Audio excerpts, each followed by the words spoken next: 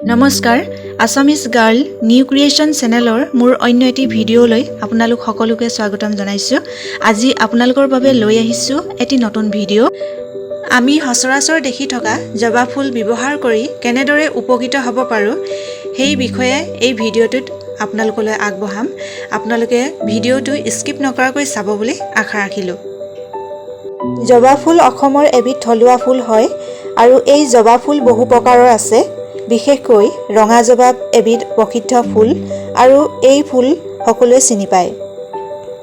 জবা ফুল আৰু জবা ফুলৰ পাত আমাৰ চুলিৰ বাবে বহুতেই উপযোগী হয় আৰু আমি বিভিন্ন ধৰণে প্ৰস্তুত কৰি চুলিত ব্যৱহাৰ কৰিব পাৰোঁ। যদি আপোনাৰ চুলি সোনকালে পকিছে নাইবা সৰে তেনেহ'লে জবা ফুলৰ ৰস আৰু আমলখিৰ ৰস সানিলে খুব সোনকালেই ফলাফল লাভ কৰিব পাৰি। দ্বিতীয়তে জবা ফুল পিচি নাৰিকল তেলৰ লগত মিহলাই সানিলে চুলি উজ্জ্বল আৰু ক'লা হয়। এই জবা ফুল আৰু নাৰিকল তেল ব্যৱহাৰ কৰি মই ঘৰুৱাভাৱে এবিধ তেল প্ৰস্তুত কৰিছিলোঁ। তেন্তে চাওঁচোন আহক কিদৰে প্ৰস্তুত কৰিলোঁ।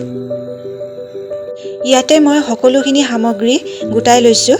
প্ৰথমতে এই পাত্ৰটো লৈছোঁ তিল আৰু মিঠি গুটি লৈছোঁ।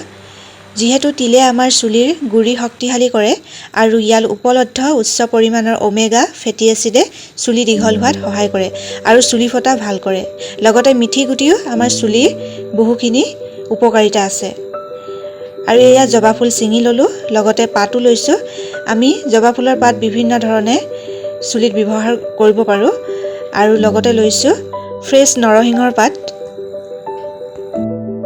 এতিয়া মই চচপেন এটা লৈছোঁ আৰু চচপেনটো গৰম হোৱাৰ লগে লগে নাৰিকল তেল দি দিছোঁ। আপোনালোকে নাৰিকল তেল নিজৰ জোখেৰে ল'ব পাৰে। নাৰিকল তেলখিনি গৰম হোৱাৰ লগে লগেই যিখিনি সামগ্ৰী ছিঙি লৈছিলোঁ সেইখিনি লাহে লাহে দি দিছোঁ। জবা ফুলৰ পাত দিছোঁ, তাৰ পাছতেই নৰসিংহ পাত,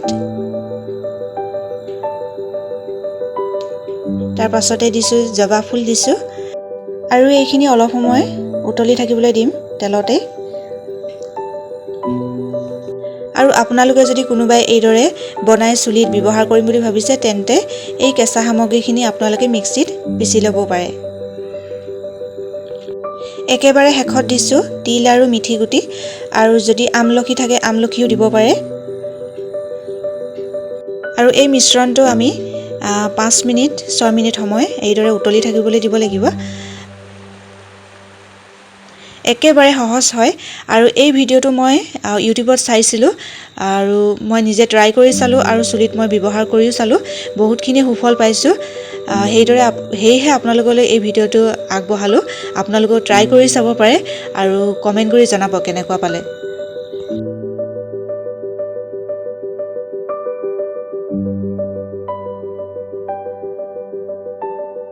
এতিয়া মোৰ তেলৰ মিশ্ৰণখিনি লাহেকৈ সম্পূৰ্ণ হৈছেগৈ। খুব ধুনীয়াকৈ সকলোখিনি সিজি গ'ল আৰু কালাৰটো খুব ধুনীয়া আহিছে, এটা নেচাৰেল কালাৰ। আৰু নৰসিংহ পাত যিহেতু দিছোঁ এটা ধুনীয়া গোন্ধ আহিছে। আপোনালোকে যদি বনাব বিচাৰে নাৰিকল তেলৰ সলনি অলিভ অইল তেল ব্যৱহাৰ কৰিব পাৰে দেই। এতিয়া মিশ্ৰণখিনি অলপ সময় ঠাণ্ডা হ'বলৈ দিম আৰু ঠাণ্ডা হোৱাৰ পাছতেই এখন বগা কাপোৰ লৈছোঁ আৰু ৰসখিনি সম্পূৰ্ণভাৱে চেকি লৈছোঁ।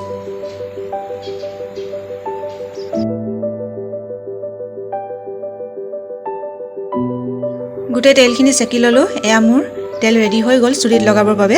ভিডিঅ'টো চাই কেনে পালে কমেণ্ট কৰি জনাবচোন। যদি ভিডিঅ'টো ভাল লাগিলে তেনে মোৰ চেনেলটো লাইক আৰু ছাবস্ক্ৰাইব কৰি দিবলৈ নাপাহৰিব। আজিলৈ ইমানে আছিল। এটি নতুন ভিডিঅ'ৰ সৈতে পুনৰ লগ পাম।